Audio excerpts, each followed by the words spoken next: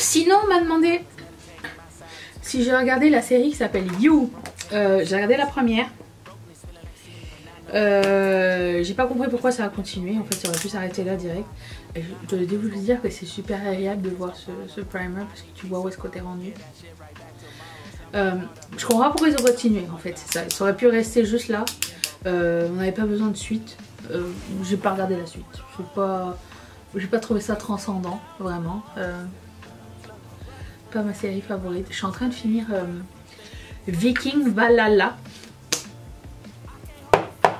sur Netflix. Comment vous dire?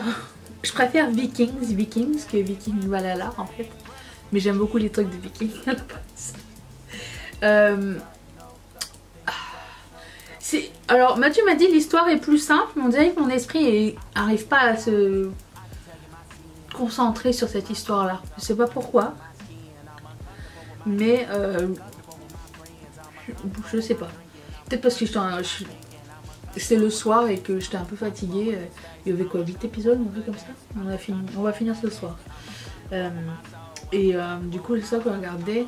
Je suis toujours sur Good Trouble, This Is Us. Et il y a une super cool série. J'ai 3 plateformes. À chaque fois que je suis dans un endroit différent, j'utilise une plateforme.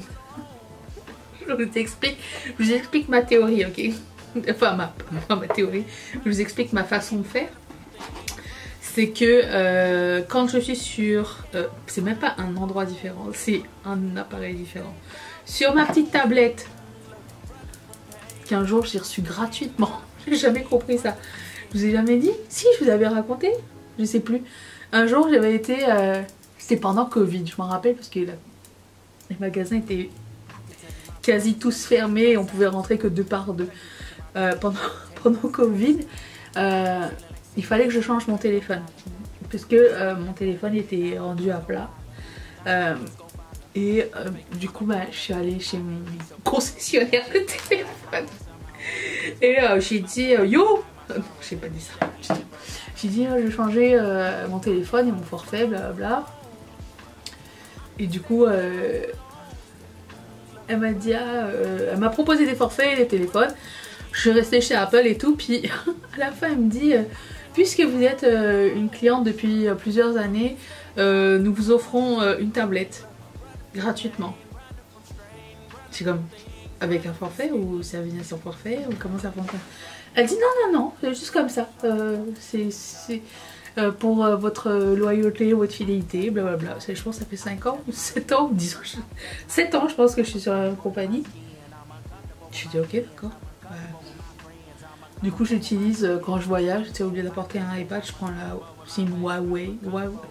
C'est un espion chez moi en fait.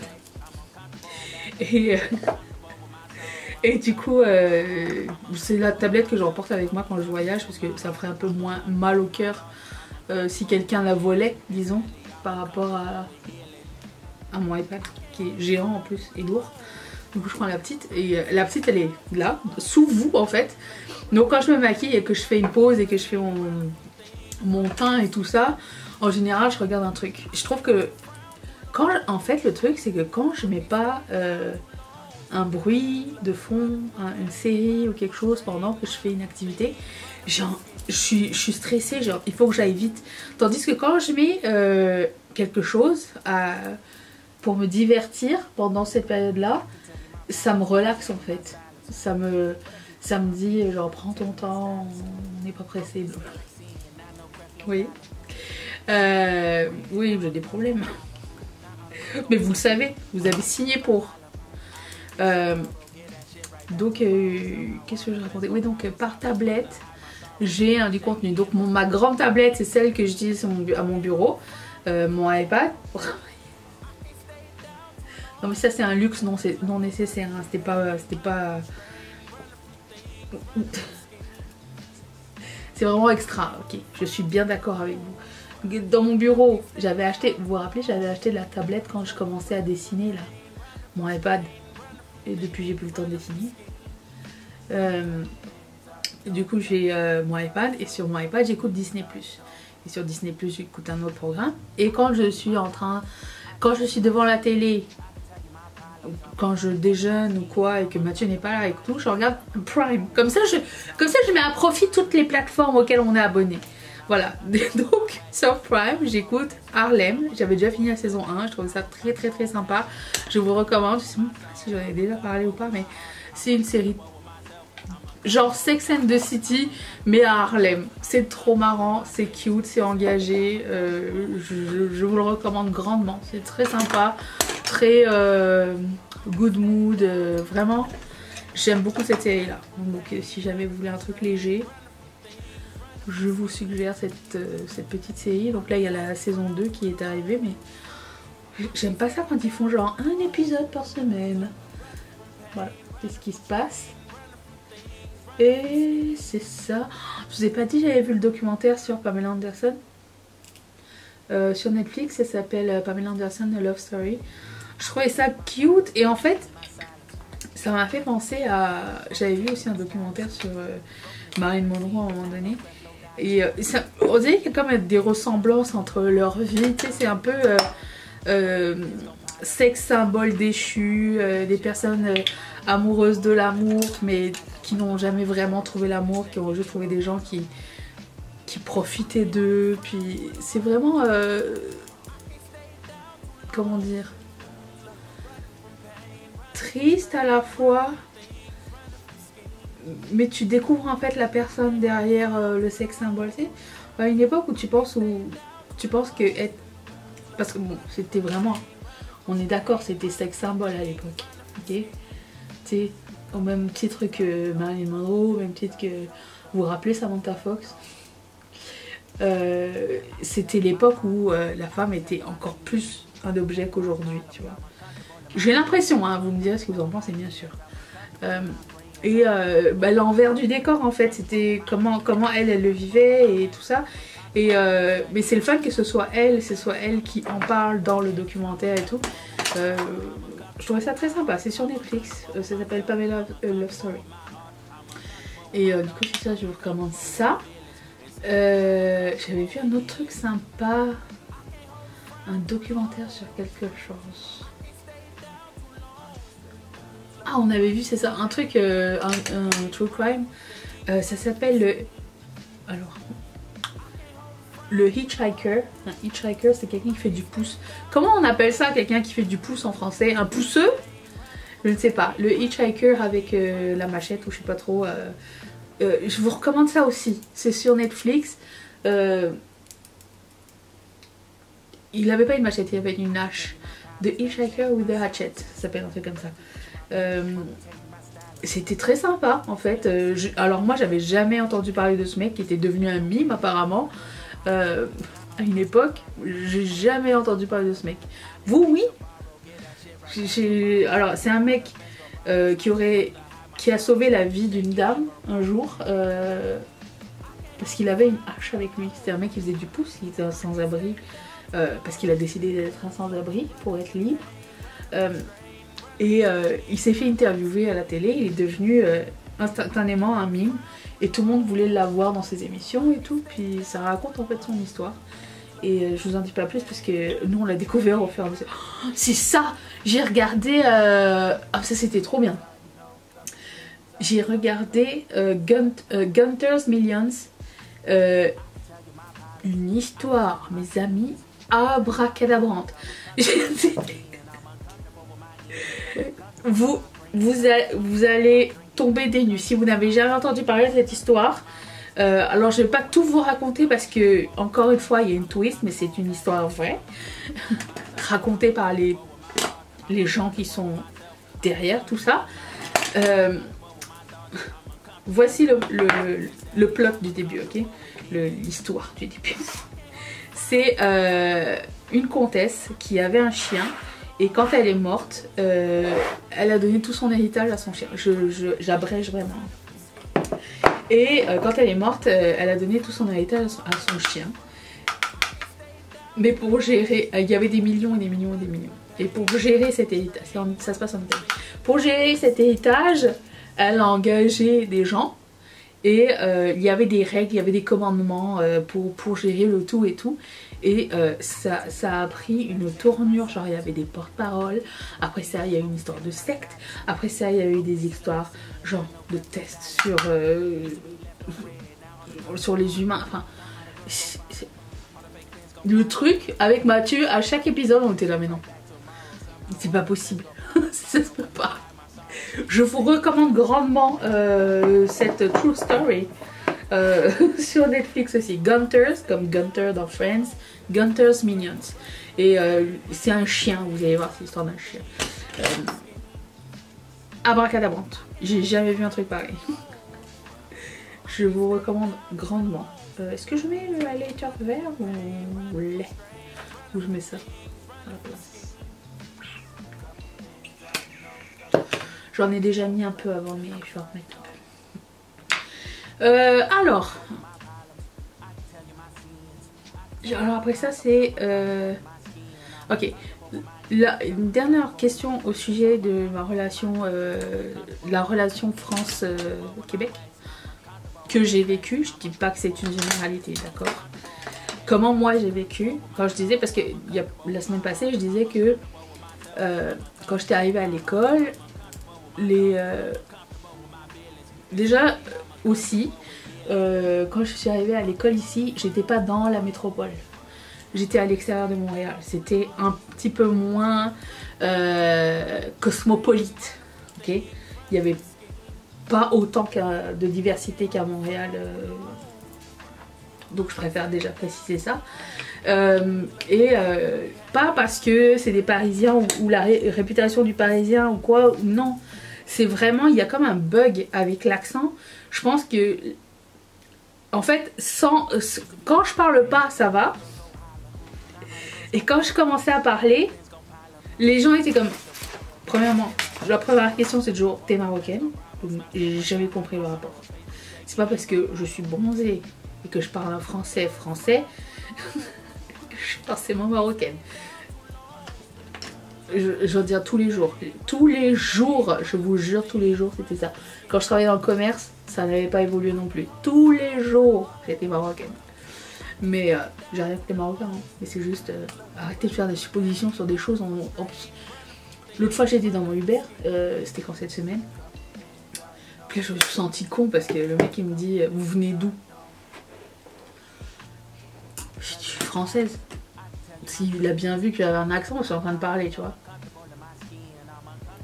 Le mec, il a dû se dire dans sa tête, elle est en train de me bullshiter d'où elle est française, tu vois. Mais j'ai pas envie d'expliquer, surtout par un Uber, quoi. Je veux dire, c'est toujours la même chose, j'ai pas envie d'expliquer. Alors, je vous explique.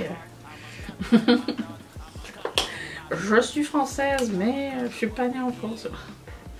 C'est trop long, c'est trop long. Je dis je suis française. Ah, ok. Et du coup, bah, ça a mis un froid, forcément. Il a dû me mettre des points en moins, lui.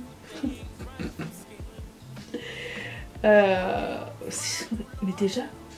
En fait, j'ai toujours trouvé ça bizarre que les gens demandent tu viens d'où.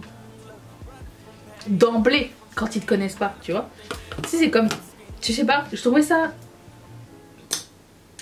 Je trouve ça malaisant, en fait. C'est pas que j'ai honte ou quoi, mais c'est juste comme des fois... Les gens posent trop de questions. Un jour dans ma vie, j'avais rencontré un mec. Alors, c'était pas mon amoureux de micro-caisse, c'est un mec que j'avais rencontré comme ça sur un chat. Et on est devenus, à l'époque, on était devenus super amis. Mais on avait une amitié weird. On avait une amitié genre... Je sais pas trop comment expliquer. C'était vraiment une... J'aimerais bien le retrouver. Un jour, il m'a laissé un commentaire sous une de mes vidéos. Il a écrit quelque chose que seul lui et moi étions connectés. Donc il sait que j'existe encore. Mais on a perdu contact. Et on avait une amitié weird. Et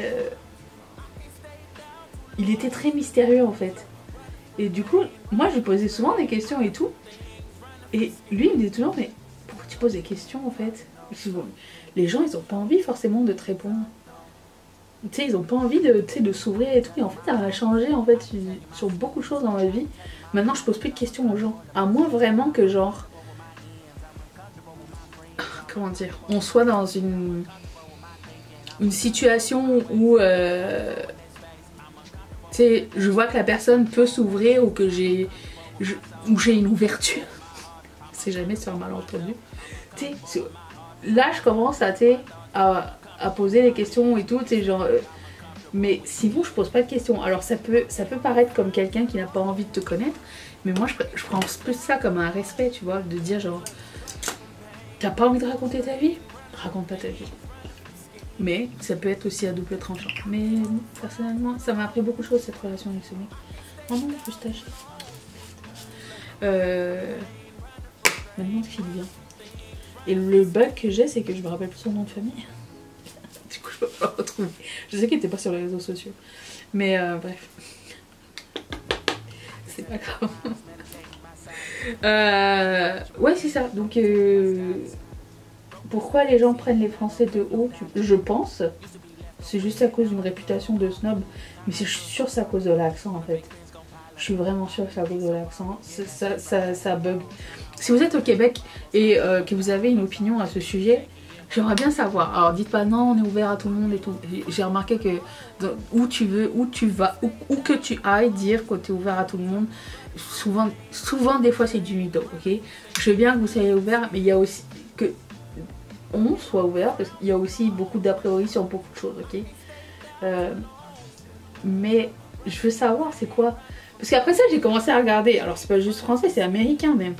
J'ai commencé à regarder des séries, des sitcoms françaises, et les Français, en fait, ils parodiaient les Français d'une façon comme weird, genre des gens qui puent, des gens sales, des gens toujours mécontents, snob, agressifs. Est-ce qu'on est vraiment comme ça? Je ne sais pas. J'espère pas. C'est quand t'es à l'extérieur du pays que tu vois comment les autres pays te mettent un cliché en fait dessus. je trouvais ça drôle et pas drôle à la fois. Mais on n'est pas comme ça. Arrêtez. Mais ouais, voilà, c'est ça que je me suis rendu compte. Mais c'est bon, après je pense que tu sais, ça prend que quelques secondes et tu commences à discuter avec la personne et elle voit bien que t'es pas si snob ou quoi, hein. C'est correct. Mais moi c'est l'expérience que j'ai vécue, je répète, c'est pas tout le monde pareil et tout le monde ne traite pas tout le monde de la même façon, sinon tout serait facile à régler dans la vie. Tout le reste des questions, c'est des questions de voyage. Alors je serais contente, hein, vous savez. On m'a demandé est-ce que je faisais affaire avec une agence quand je planifiais un voyage. Et vous auriez aimé savoir comment je planifie un voyage aussi. Alors, oui et non. Les voyages, quand je pars dans des tout inclus et tout ça, dernièrement, quand j'ai été, c'était avec mes parents et ils se sentaient plus à l'aise de faire affaire avec une agence. Donc, moi je suis... Souvent quand je pars avec quelqu'un et que c'est pas moi qui ai pris l'initiative d'organiser le voyage, je suis ce que la personne veut faire. Donc quand c'est comme ça, ben j'y vais. L'agence peut prendre des frais aussi. Quand j'étais partie en Grèce aussi, j'avais tellement pas envie de planifier, mais je voulais tellement partir que j'ai fait affaire avec une agence aussi. Mais là c'est vraiment parce que j'avais pas envie de me casser la tête à trouver les hôtels et tout. J'avais vraiment envie d'un beau voyage, mais j'avais pas envie de l'organiser cette fois-ci, cette fois-là. Donc ça, oui, j'ai fait affaire avec une agence. La fille avec qui je fais affaire est vraiment très sympa. Mais quand j'organise des trucs moi-même et que j'ai le temps de le faire, non, je fais pas affaire avec des agences. Et comment je planifie un voyage, En fait, j'ai changé mon feed Instagram en likant des trucs de voyage. Et à chaque fois que je vois, et en suivant des gens qui voyagent, et des trucs comme ça, et à chaque fois que je vois des trucs qui m'intéressent, ben, c'est vraiment au coup de cœur en fait. Je les mets dans un dossier, ou je les mets dans... J'ai une liste mentale, genre, oh, j'aimerais bien voir ça et tout. Et c'est comme ça que je planifie. Quand j'ai voulu partir en Thaïlande, quelqu'un m'a demandé quel était ton voyage le plus mémorable de Thaïlande. C'était la première fois que je partais seule de ma vie. J'ai fait une escale à Dubaï parce que le voyage était extrêmement long.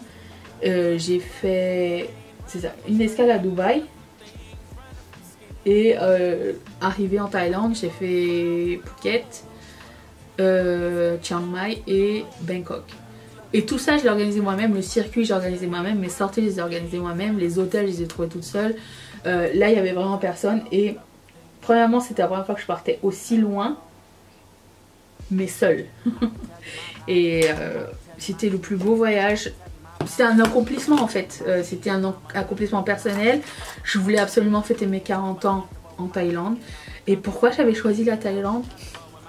Des fois, c'est des inspirations bizarres. C'est parce que j'avais vu le film The Beach. Vous savez, le film avec Leonardo DiCaprio, réalisé par Danny Boyle.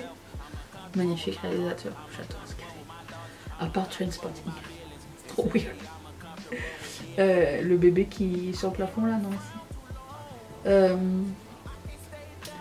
Et c'est à cause de ce film. Et j'ai vu ce film quand il est sorti. Il y a de nombreuses années. Genre 4 vies derrière moi encore. Et je me suis dit un jour j'aimerais aller en Thaïlande. Un jour j'aimerais en Thaïlande. Mais tu sais, entre le moment où tu le dis et au moment où tu es prêt à le faire, se passe une éternité. Mais c'était toujours resté dans un coin de ma tête. Et moi j'étais comme ok, pour mes 40 ans on va en Thaïlande. Et du coup ben j'ai tout organisé. Et vous savez que par rapport au film The Beach,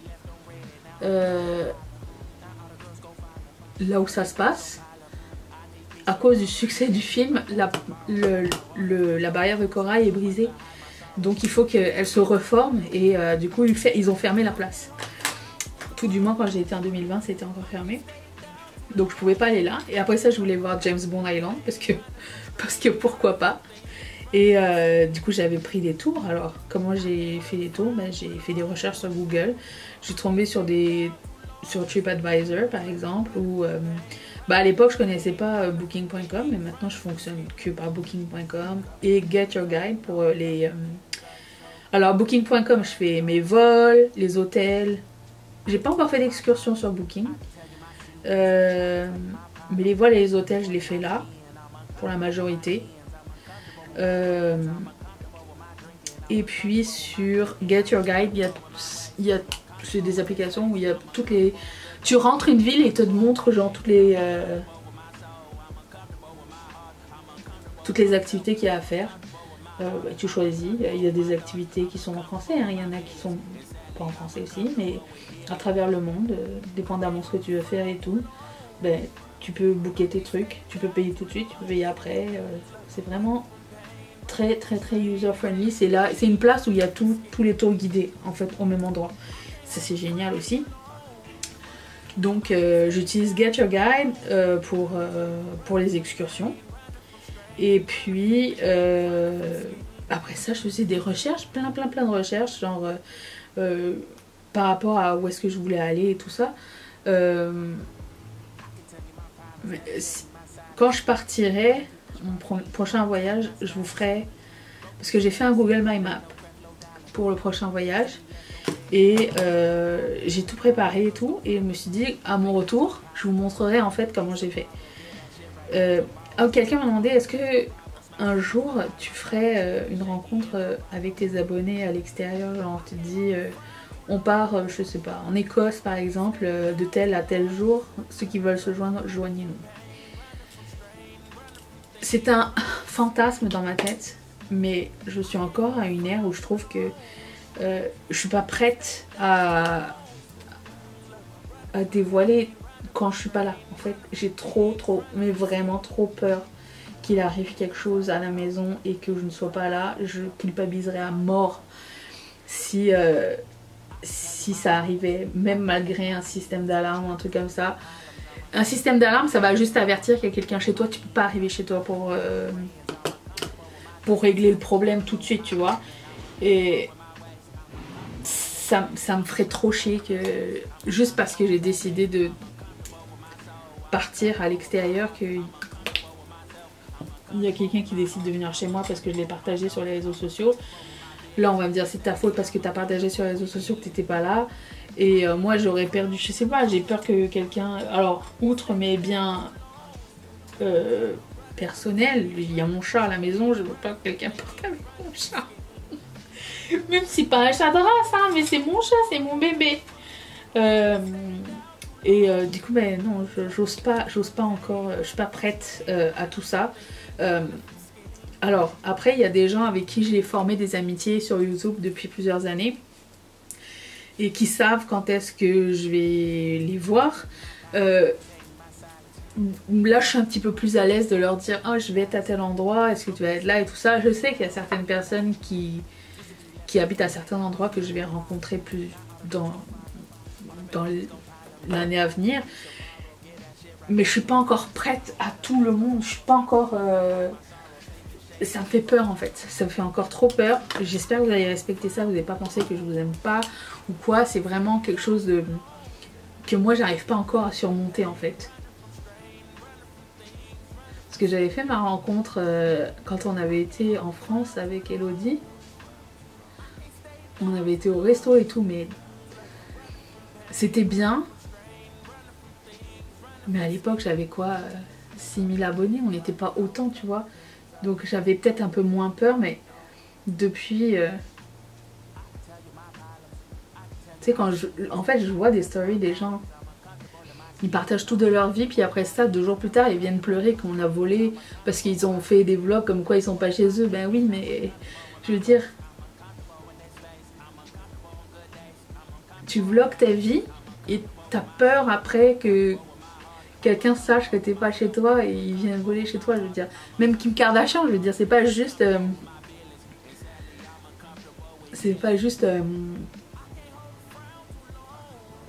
des influenceurs, des youtubeurs, tiktokers ou quoi, hein. C'est des gens qui partagent peut-être un peu trop. J'aimerais bien garder un petit peu pour moi. Et ensuite protéger ma famille, protéger mes biens et tout ça, c'est ce qui est le plus important pour moi. J'espère que vous allez comprendre. J'ai toujours peur, ce sujet me fait toujours peur. Mais voilà. Il n'en reste pas moins que ça me tenterait. Mais je sais pas. Il suffit d'une erreur et tout peut basculer. J'ai trop peur. Vraiment trop. Je suis pas prête. Mais j'aimerais bien. Okay. En dernier, quelqu'un m'a demandé qu'est-ce que tu penses du contenu TikTok, des contenus make-up TikTok et tout ça. J'en ai déjà parlé. C'est toujours pas quelque chose... qui me transcende. C'est vraiment de... J'ai l'impression que c'est de la consommation express. Je préfère que ce soit plus du divertissement, des sketchs que des revues make-up express. Mais après, chacun aime ce qu'il aime et fait ce qu'il veut. Chacun a sa plateforme de choix. TikTok n'est pas la mienne. Mais je comprends. Je comprends le truc... ça devienne plus populaire et c'est plus facile de faire du contenu aussi, hein. Mais je sais pas. Comme j'ai dit la dernière fois, je suis pas la cliente pour ça. Je suis pas...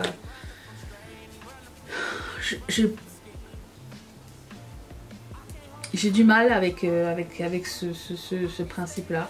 Donc, mais je comprends que quand tu travailles pour des compagnies ou quoi, ils te demandent de faire du contenu sur ces plateformes-là parce que ça fait partie maintenant de la game. TikTok vend plus que YouTube. Les gens ont besoin de choses express. Mais personnellement, c'est pas mon délire. Voilà, c'est tout. J'espère que vous comprendrez. Je vais rester avec mes vidéos longues et mais plus longues qu'un short. Qu'est-ce qu'on pense de ce rouge à lèvres? J'aime bien moi. Voilà, ce make-up est terminé. Je vous retrouve demain. Ça m'a coupé en plein milieu. Pour une nouvelle vidéo. Je vous fais d'énormes bisous. Bye.